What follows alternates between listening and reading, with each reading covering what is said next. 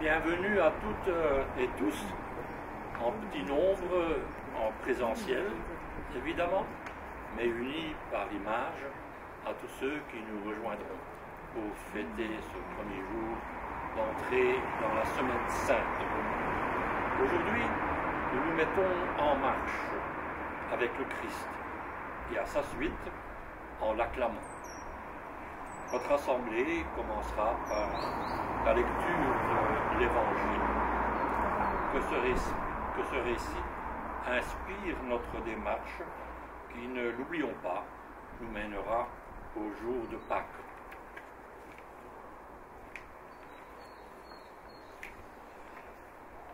Nous prions. Augmente la foi de ceux qui espèrent en toi, Seigneur. Exauce la prière de ceux qui te prient. Daigne bénir ces rameaux que nous allons porter pour acclamer le Christ et emporter chez nous pour faire mémoire dans notre vie que nous sommes les disciples de celui que nous acclamons aujourd'hui. Lui qui est vivant au milieu de nous et pour les siècles des siècles. Amen.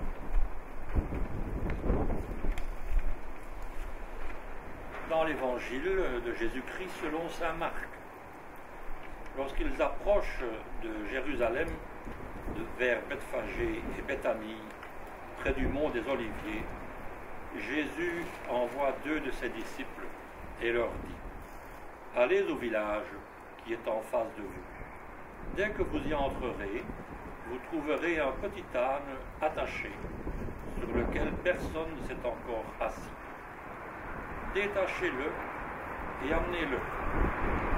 Si l'on vous dit : que faites-vous là ? Répondez : le Seigneur en a besoin, mais il vous le renverra aussitôt. Ils partirent, trouvèrent un petit âne attaché près d'une porte, dehors dans la rue, et ils le détachèrent. Des gens qui se trouvaient là leur demandaient : qu'avez-vous à détacher cet âne ? Ils répondirent ce que Jésus leur avait dit, et on le laissa faire. Ils amènent le petit âne à Jésus, le couvrirent de leur manteau, et Jésus s'assit dessus.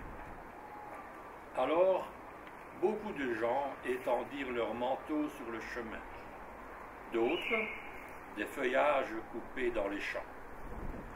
Ceux qui marchaient devant et ceux qui suivaient criaient : Hosanna, béni soit celui qui vient au nom du Seigneur.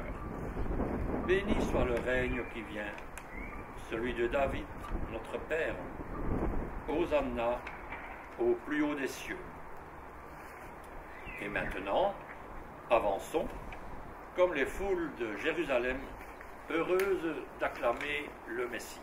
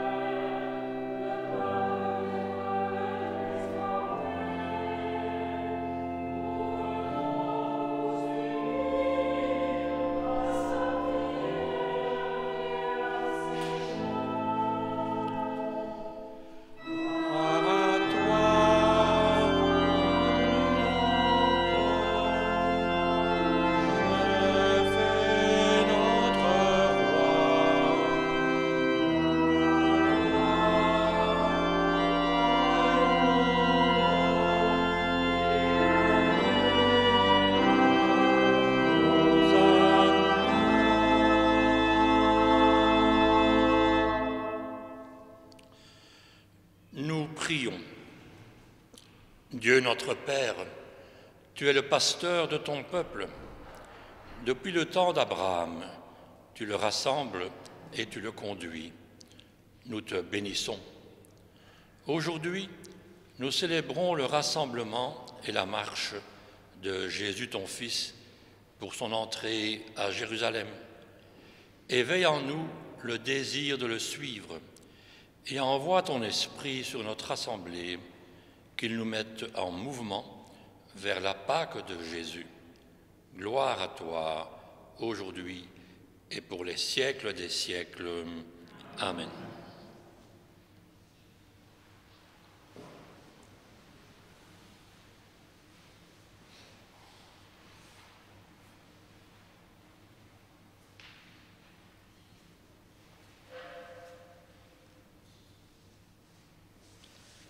Lecture du livre du prophète Isaïe. Le Seigneur mon Dieu m'a donné le langage des disciples pour que je puisse d'une parole soutenir celui qui est épuisé.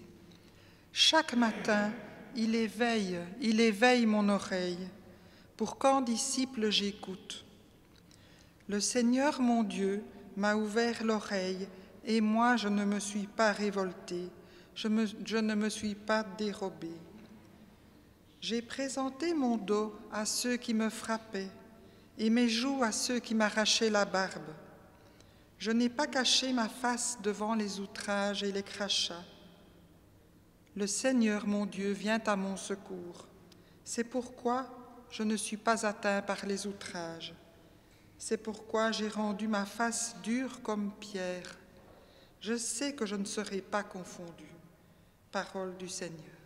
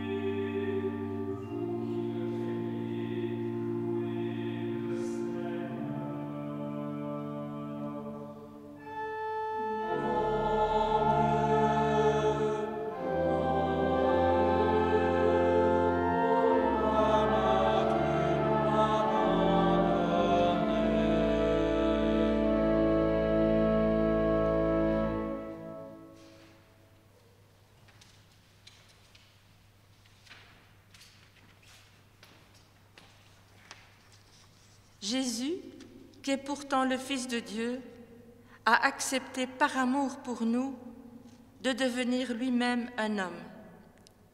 Mais les hommes lui ont fait subir la violence et la mort. En regardant la croix de Jésus, mettons-nous à genoux avec notre corps et avec notre cœur pour lui dire « Jésus, tu es mon Seigneur, tu es mon Sauveur. »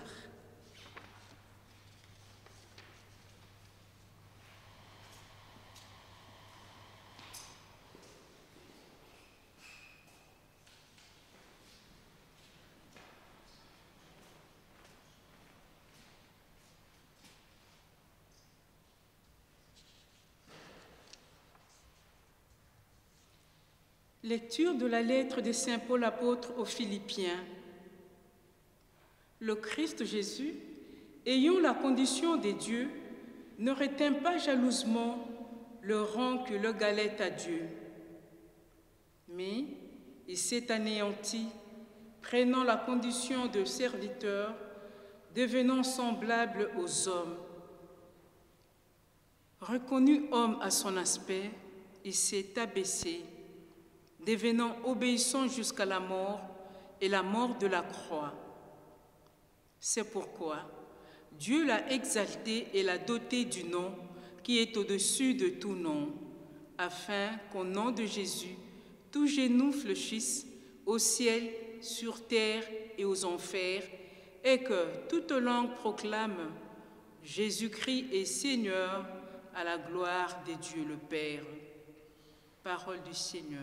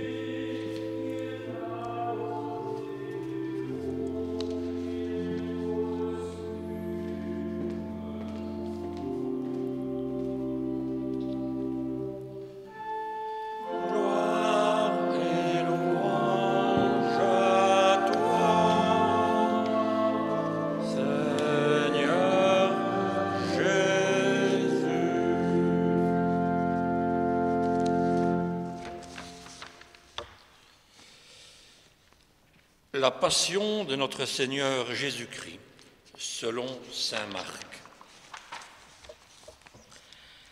La fête de la Pâque et des pains sans levain allait avoir lieu 2 jours après.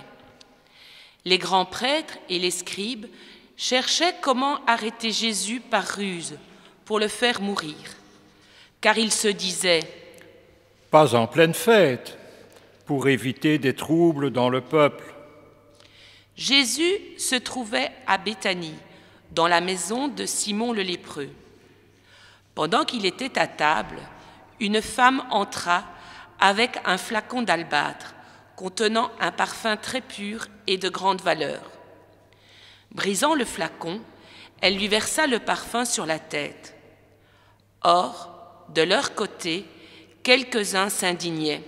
« À quoi bon gaspiller ce parfum ? On aurait pu en effet le vendre pour plus de 300 pièces d'argent que l'on aurait donné aux pauvres. » Et ils la rudoyaient. Mais Jésus leur dit « Laissez-la.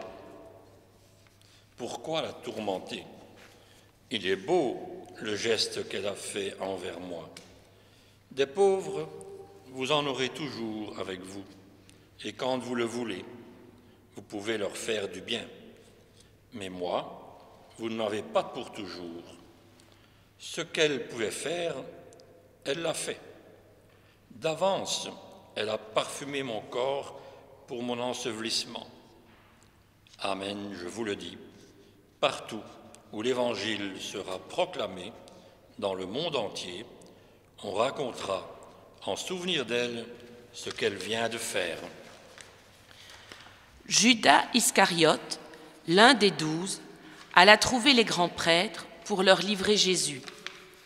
À cette nouvelle, ils se réjouirent et promirent de lui donner de l'argent. Et Judas cherchait comment le livrer au moment favorable.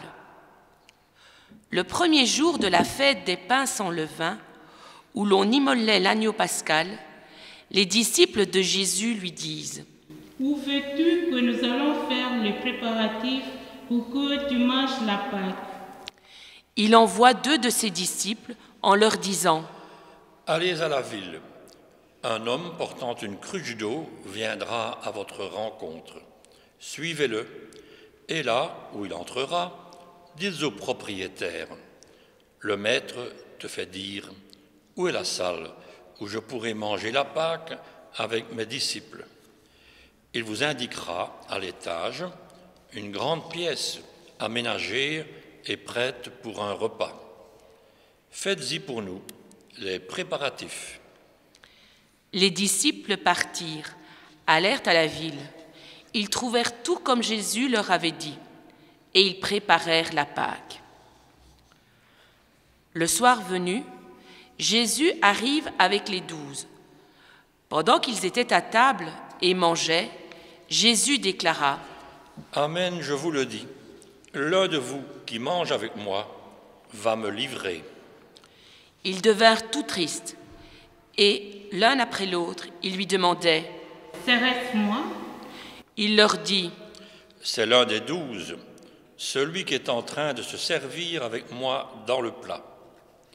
Le Fils de l'homme s'en va, comme il est écrit à son sujet. Mais malheureux, celui par qui le Fils de l'homme est livré. Il vaudrait mieux pour lui qu'il ne soit pas né, cet homme-là. » Pendant le repas, Jésus, ayant pris du pain et prononcé la bénédiction, le rompit, leur donna et dit : « Prenez, ceci est mon corps. » Puis, ayant pris une coupe et ayant rendu grâce, il la leur donna, et ils en burent tous. Et il leur dit : « Ceci est mon sang, le sang de l'alliance versé pour la multitude. Amen, je vous le dis, je ne boirai plus du fruit de la vigne jusqu'au jour où je le boirai nouveau dans le royaume de Dieu. » Après avoir chanté les psaumes, ils partirent pour le mont des Oliviers. Jésus leur dit : « Vous allez tous être exposés à tomber, car il est écrit : je frapperai le berger, et les brebis seront dispersées. Mais une fois ressuscité, je vous précéderai en Galilée. » Pierre lui dit alors : « Même si tous viennent à tomber, moi je ne tomberai pas. » Jésus leur répond : « Amen, je te le dis, toi, aujourd'hui, cette nuit même, avant que le coq chante 2 fois, tu m'auras renié 3 fois. » Mais lui reprenait de plus belle : « Même si je dois mourir avec toi, je ne te renierai pas. » Et tous en disaient autant. Ils parviennent à un domaine appelé Gethsémani. Jésus dit à ses disciples : « Asseyez-vous ici, pendant que je vais prier. » Puis, il emmène avec lui Pierre, Jacques et Jean, et commence à ressentir frayeur et angoisse. Il leur dit : « Mon âme est triste à mourir. Restez ici et veillez. » Allant un peu plus loin, il tombait à terre et priait pour que, s'il était possible, cette heure s'éloigne de lui. Il disait : « Abba, Père, tout est possible pour toi. Éloigne de moi cette coupe.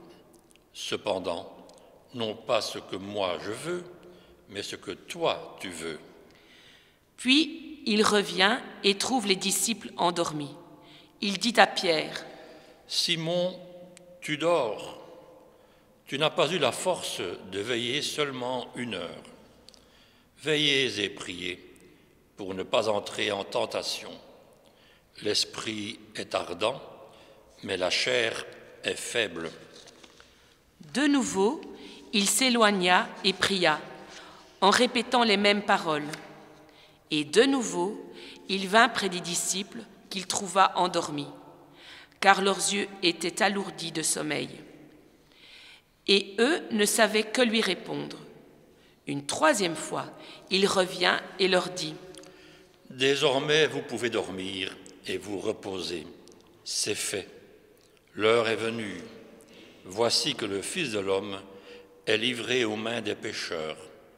Levez-vous, allons.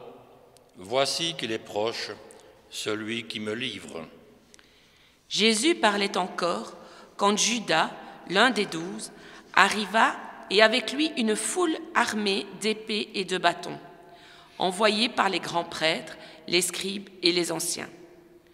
Or, celui qui le livrait leur avait donné un signe convenu.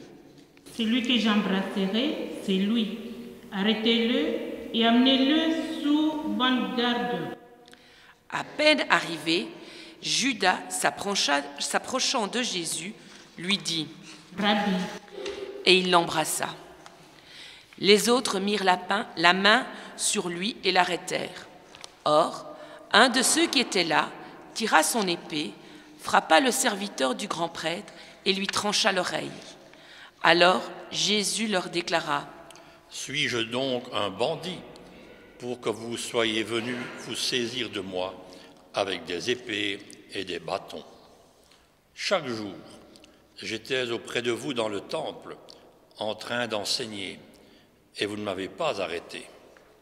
Mais c'est pour que les Écritures s'accomplissent. » Les disciples l'abandonnèrent et s'enfuirent tous.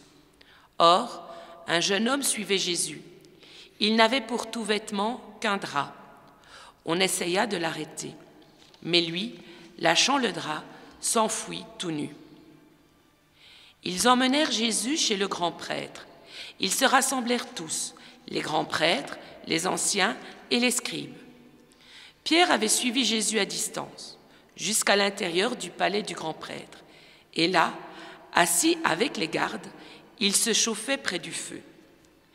Les grands prêtres et tout le conseil suprême cherchaient un témoignage contre Jésus pour le faire mettre à mort, et ils n'en trouvaient pas. De fait, beaucoup portaient de faux témoignages contre Jésus, et ces témoignages ne concordaient pas. Quelques-uns se levèrent pour porter contre lui ce faux témoignage. « Nous l'avons entendu dire, je détruirai ce sanctuaire fait de main d'homme, et en 3 jours, j'en rebâtirai un autre qui ne sera pas fait de main d'homme. » Et même sur ce point, leur témoignage n'était pas concordant. Alors, s'étant levé, le grand prêtre, devant tous, interrogea Jésus. « Tu ne réponds rien. Que dis-tu des témoignages qu'ils portent contre toi ?» Mais lui gardait le silence et ne répondait rien. Le grand prêtre l'interrogea de nouveau. « Es-tu le Christ, le Fils du Dieu béni ?» Jésus lui dit : « Je le suis, et vous verrez le Fils de l'homme siéger à la droite du Tout-Puissant et venir parmi les nuées du ciel. » Alors, le grand prêtre déchire ses vêtements et dit : « Pourquoi nous faut-il encore des témoins ? Vous avez entendu le blasphème. Qu'en pensez-vous ? » Tous prononcèrent qu'il méritait la mort. Quelques-uns se mirent à cracher sur lui, couvrirent son visage d'un voile et le giflèrent en disant : « Fais le prophète !» Et les gardes lui donnèrent des coups. Comme Pierre était en bas, dans la cour, arrive une des jeunes servantes du grand prêtre. Elle voit Pierre qui se chauffe, le dévisage et lui dit : « Toi aussi tu étais avec Jésus de Nazareth. » Pierre le nia. « Je ne sais pas. Je ne comprends pas de quoi tu parles. » Puis il sortit dans le vestibule, au dehors. Alors un coq chanta. La servante, ayant vu Pierre, se mit de nouveau à dire à ceux qui se trouvaient là : « Celui-ci est l'un d'entre eux. » De nouveau, Pierre le niait. Peu après, ceux qui se trouvaient là lui disaient à leur tour : « Sûrement tu es l'un d'entre eux. D'ailleurs, tu es galiléen. » Alors, il se mit à protester violemment et à jurer. « Je ne connais pas cet homme dont vous parlez. » Et aussitôt, pour la seconde fois, un coq chanta. Alors, Pierre se rappela cette parole que Jésus lui avait dite : « Avant que le coq chante 2 fois, tu m'auras renié 3 fois. » Et il fondit en larmes. Dès le matin, les grands prêtres convoquèrent les anciens et les scribes et tout le conseil suprême. Puis, après avoir ligoté Jésus, ils l'emmenèrent et le livrèrent à Pilate. Celui-ci l'interrogea. « Es-tu le roi des Juifs ?» Jésus répondit : « C'est toi-même qui le dis. » Les grands prêtres multipliaient contre lui les accusations. Pilate lui demanda à nouveau : « Tu ne réponds rien. Vois toutes les accusations qu'il porte contre toi. » Mais Jésus ne répondit plus rien, si bien que Pilate fut étonné. À chaque fête, il leur relâchait un prisonnier, celui qu'il demandait. Or, il y avait en prison un dénommé Barabbas, arrêté avec des émeutiers pour un meurtre qu'ils avaient commis lors de l'émeute. La foule monta donc chez Pilate et se mit à demander ce qu'il leur accordait d'habitude. Pilate leur répondit : « Voulez-vous que je vous relâche le roi des Juifs ?» Ils se rendaient bien compte que c'était par jalousie que les grands prêtres l'avaient livré. Ces derniers soulevèrent la foule pour qu'ils le relâchent plutôt Barabbas. Et comme Pilate reprenait : « Que voulez-vous donc que je fasse de celui que vous appelez le roi des Juifs ?» De nouveau, ils crièrent : « Crucifie-le !» Pilate leur disait : « Qu'a-t-il donc fait de mal ?» Mais ils crièrent encore plus fort : « Crucifie-le !» Pilate, voulant contenter la foule, relâcha Barabbas et, après avoir fait flageoler Jésus, il le livra pour qu'il soit crucifié. Les soldats l'emmenèrent à l'intérieur du palais, c'est-à-dire dans le prétoire. Alors, ils rassemblent toute la garde et ils le revêtent de pourpre et lui posent sur la tête une couronne d'épines qu'ils ont tressée. Puis, ils se mirent à lui faire des salutations en disant : « Salut, roi des Juifs !» Ils lui frappaient la tête avec un roseau, crachaient sur lui et s'agenouillaient pour lui rendre hommage. Quand ils se furent bien moqués de lui, ils lui enlevèrent le manteau de pourpre et ils lui remirent ses vêtements. Puis, de là, ils l'emmènent pour le crucifier et ils réquisitionnent pour porter sa croix un passant, Simon de Cyrène, le père d'Alexandre et de Rufus, qui revenait des champs. Et ils amènent Jésus au lieu dit Golgotha, ce qui se traduit lieu du crâne ou calvaire. Il lui donnait du vin aromatisé de myrrhe, mais il n'en prit pas. Alors, il le crucifie, puis se partage ses vêtements en tirant au sort pour savoir la part de chacun. C'était la 3e heure, c'est-à-dire 9 heures du matin, lorsqu'on le crucifia. L'inscription indiquant le motif de sa condamnation portait ces mots : « Le roi des Juifs ». Avec lui, il crucifie 2 bandits, l'un à sa droite, l'autre à sa gauche. Les passants l'injuriaient en hochant la tête.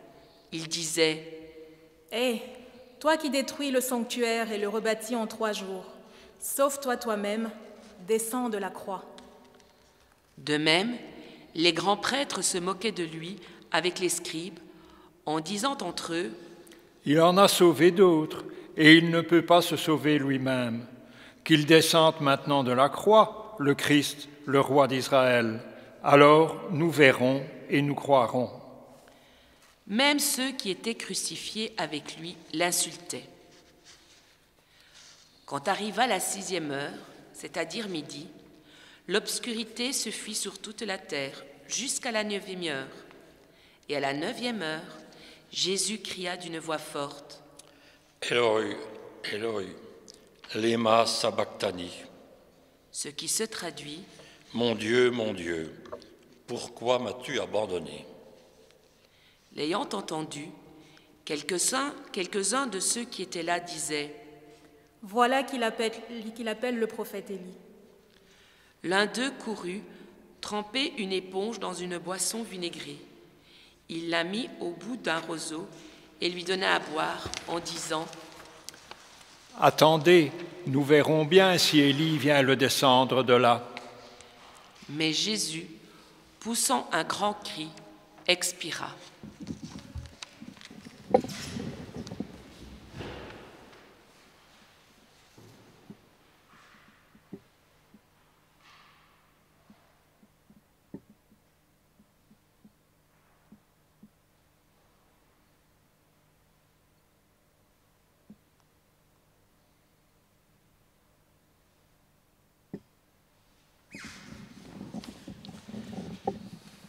Le rideau du sanctuaire se déchira en deux, depuis le haut jusqu'en bas.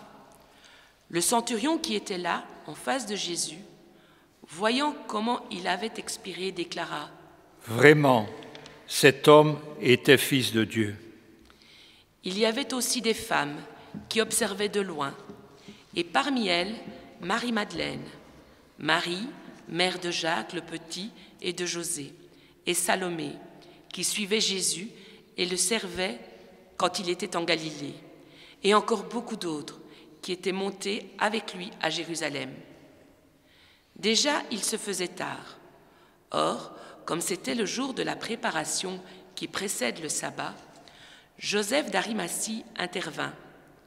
C'était un homme influent, membre du conseil, et il attendait lui aussi le règne de Dieu. Il eut l'audace d'aller chez Pilate pour demander le corps de Jésus. Pilate s'étonna qu'il soit déjà mort. Il fit appeler le centurion et l'interrogea pour savoir si Jésus était mort depuis longtemps. Sur le rapport du centurion, il permit à Joseph de prendre le corps. Alors, Joseph acheta un linceul. Il descendit Jésus de la croix, l'enveloppa dans le linceul et le déposa dans un tombeau qui était creusé dans le roc. Puis, il roula une pierre contre l'entrée du tombeau. Or, Marie-Madeleine et Marie, mère de José, observaient l'endroit où on l'avait mis. Acclamons la parole de Dieu. Seigneur Jésus.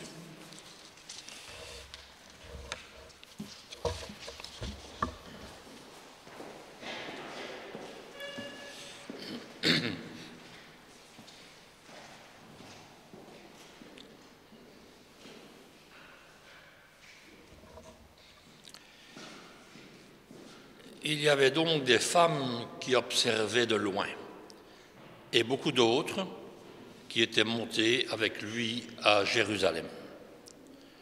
Nombreux étaient donc ceux qui assistaient à l'événement, les amis impuissants ou trop craintifs, simples badauds, s'apitoyant peut-être sur le sort des condamnés, jusqu'au moment où une autre actualité capterait leur attention.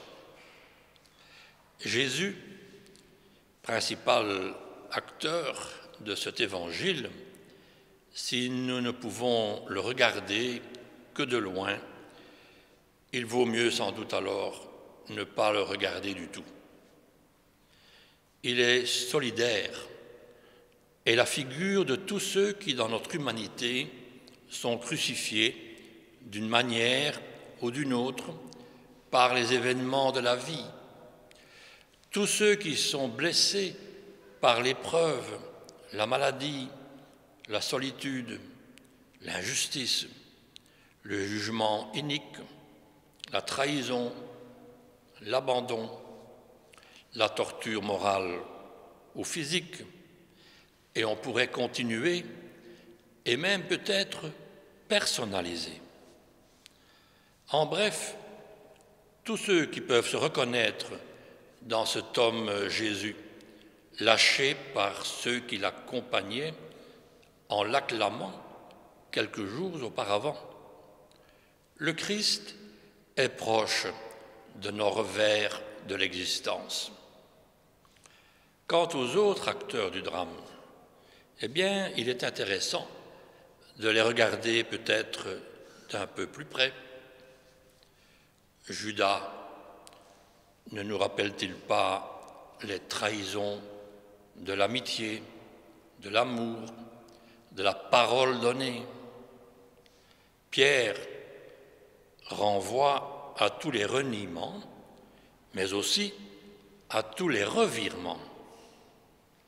Et les disciples, endormis, puis en fuite, ne sont-ils pas le reflet des assoupissements alors que les communautés ont tant besoin de la présence éveillée et active de tous? Il y a Pilate, exemple typique des situations où les intérêts personnels passent avant la justice et la vérité. Mais, frères et sœurs, il y a Simon de Cyrène, engagé sans trop savoir ce qui lui arrivait. Il a porté la croix aux côtés du Seigneur. Beaucoup ne vivent-ils pas l'évangile de Jésus en accompagnant fraternellement ceux qui souffrent ou sont exclus? Dans un premier temps, le fait d'être proche de Jésus n'a pas beaucoup aidé les disciples. Et c'est ainsi que la première profession de foi de l'histoire de la chrétienté fut faite par un centurion de l'armée romaine. Je crois que c'est encourageant.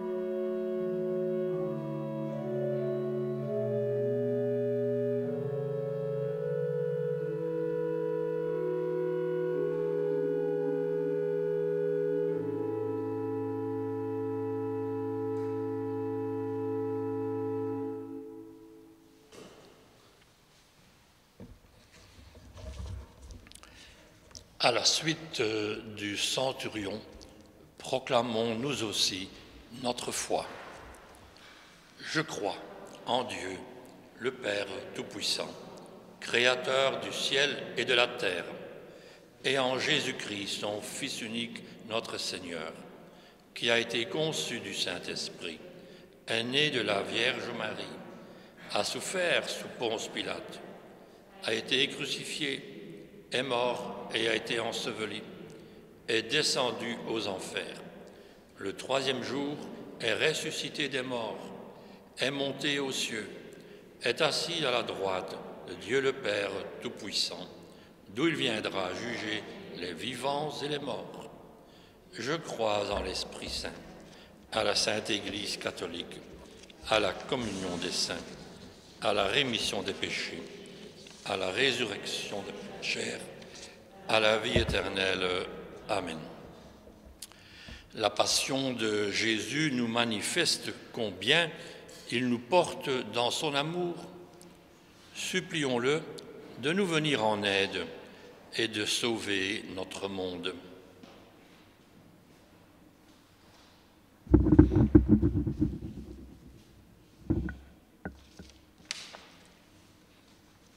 Seigneur, lors de ton entrée à Jérusalem, tu es acclamé comme Messie, Sauveur.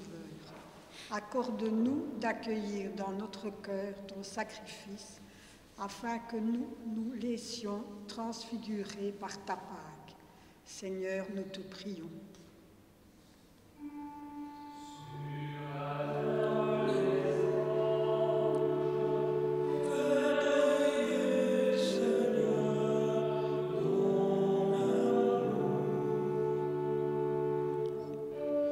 Sur la terre des hommes, fais briller, Seigneur, ton amour.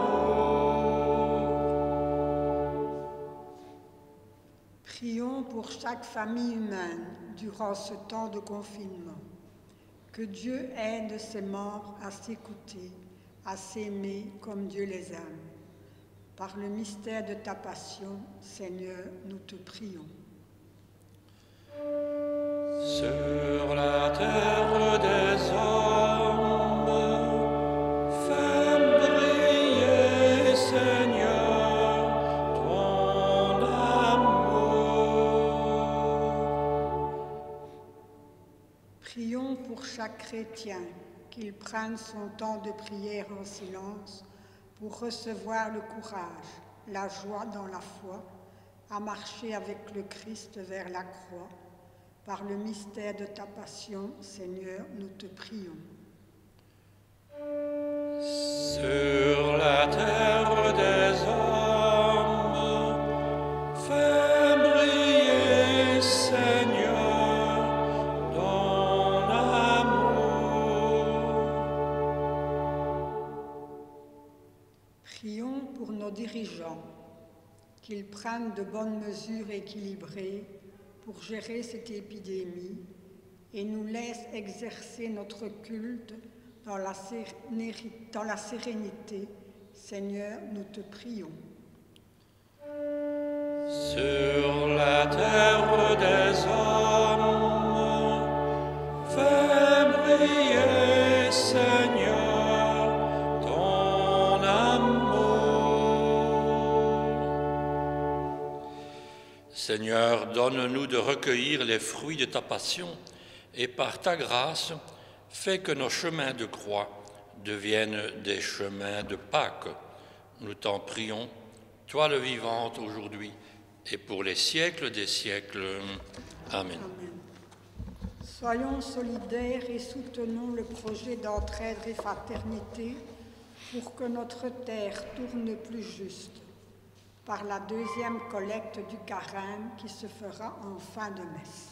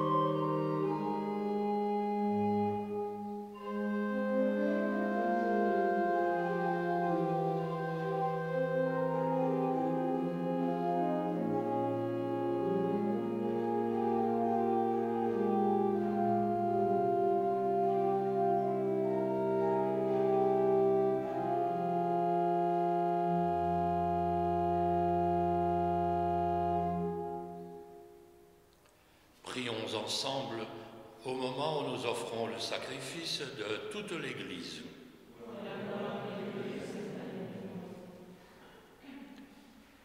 Dieu notre Père, à la dernière scène, ton Fils Jésus t'a béni pour le pain et le vin. À notre tour, nous entrons dans son action de grâce. Que ton esprit guide et soutienne notre prière. Gloire à toi pour les siècles des siècles. Amen. Le Seigneur soit avec vous. Élevons notre cœur. Rendons grâce au Seigneur notre Dieu.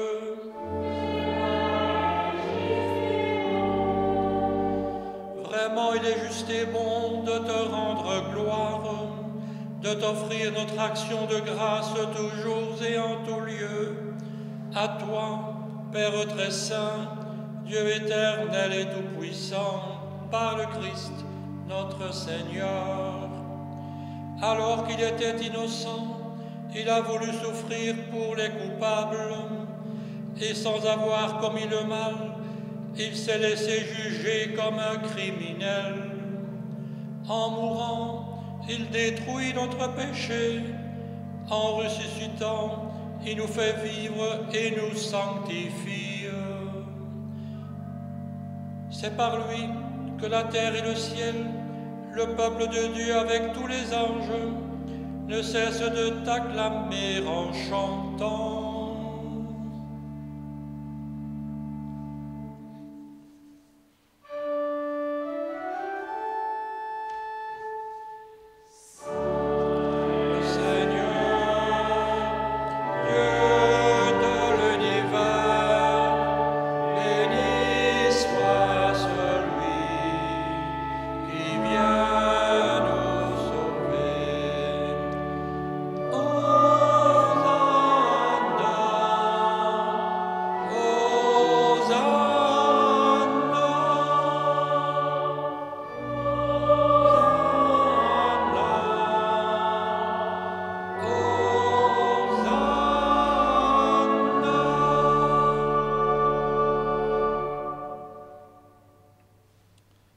Toi qui fais depuis les origines ce qui est bon pour l'homme, afin de le rendre saint comme toi-même es saint, regarde ton peuple ici rassemblé et mets à l'œuvre la puissance de ton esprit.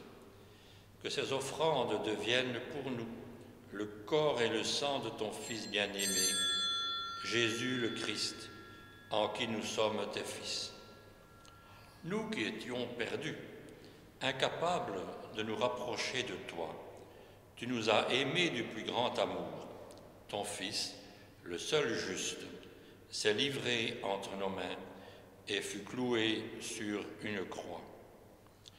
Mais avant que ses bras étendus dessinent entre ciel et terre le signe indélébile de ton alliance, il voulut célébrer la Pâque au milieu de ses disciples. Comme il était à table, il prit le pain, il prononça la bénédiction pour te rendre grâce, puis il le rompit et le donna aux siens en leur disant « Prenez et mangez-en tous, ceci est mon corps livré pour vous. »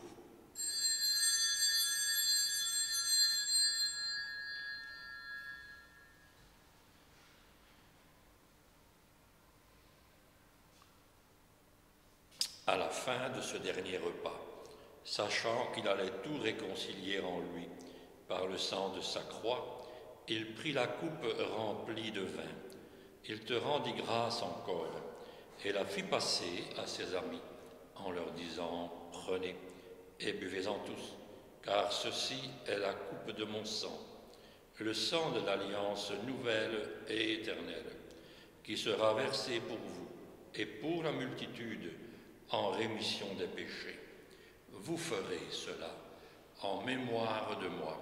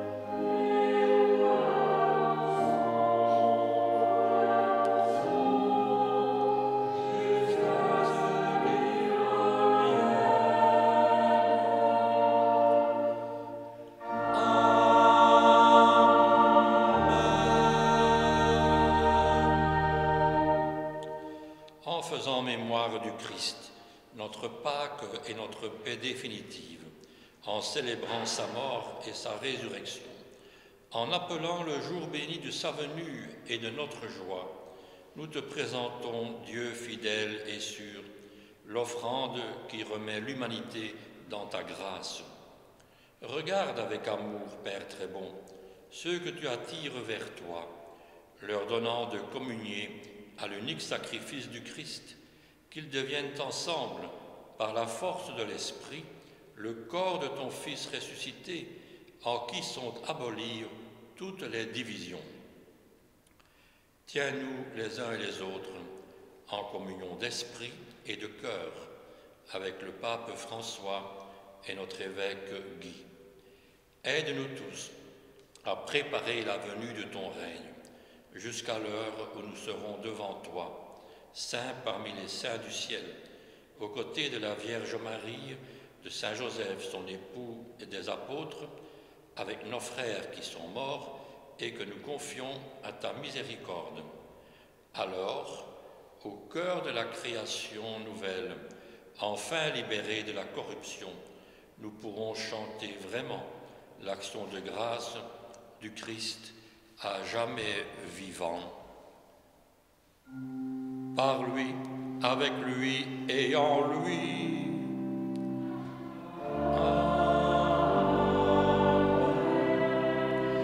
À toi, Dieu le Père Tout-Puissant, dans l'unité du Saint-Esprit. Amen. Tout honneur et toute gloire pour les siècles des siècles.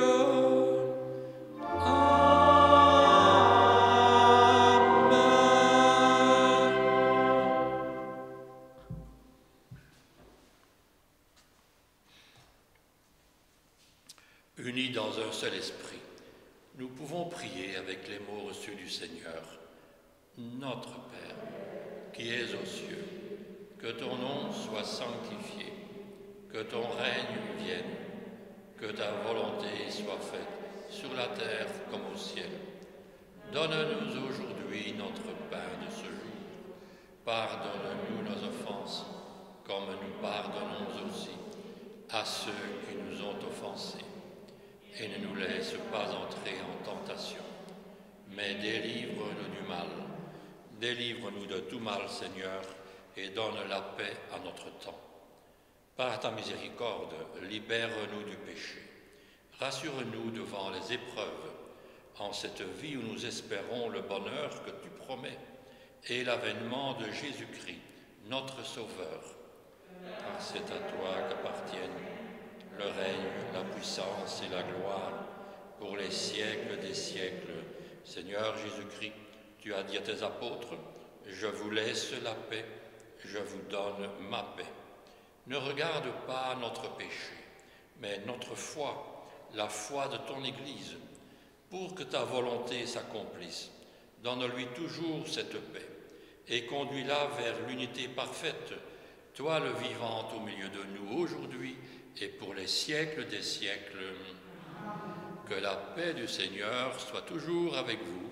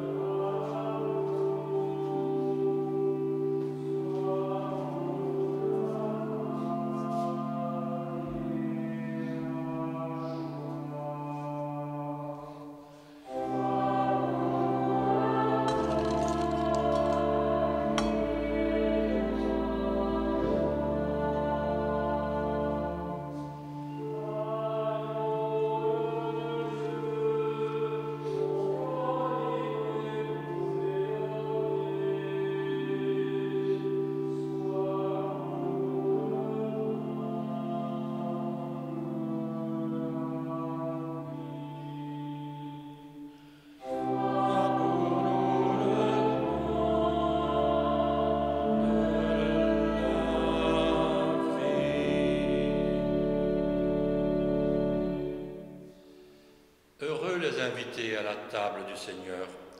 Voici l'agneau de Dieu, venu enlever le péché du monde. Seigneur, je ne suis pas digne de te recevoir, mais dis seulement une parole et je serai guéri. Que le corps du Christ nous garde pour la vie éternelle.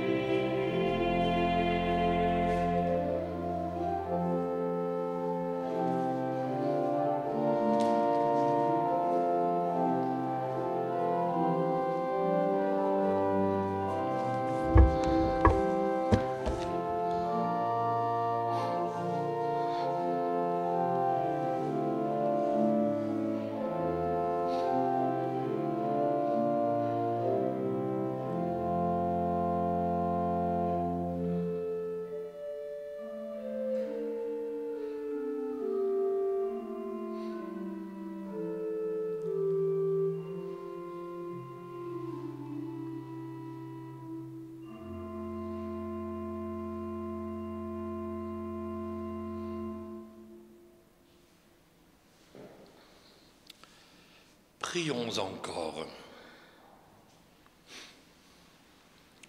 Christ Jésus, tu es entré dans notre humanité pour la conduire vers le chemin de la vie. Ta parole nous a éclairés et tu nous as nourris du pain de la route. Nous te bénissons et nous te rendons grâce. Que ton esprit nous anime chaque jour, qu'il nous rende capables de te suivre et d'entraîner nos frères et sœurs sur ton chemin de vie. Gloire et louange à toi pour les siècles des siècles. Amen. Que le Seigneur soit avec vous et que Dieu Tout-Puissant vous bénisse, le Père, le Fils et le Saint-Esprit.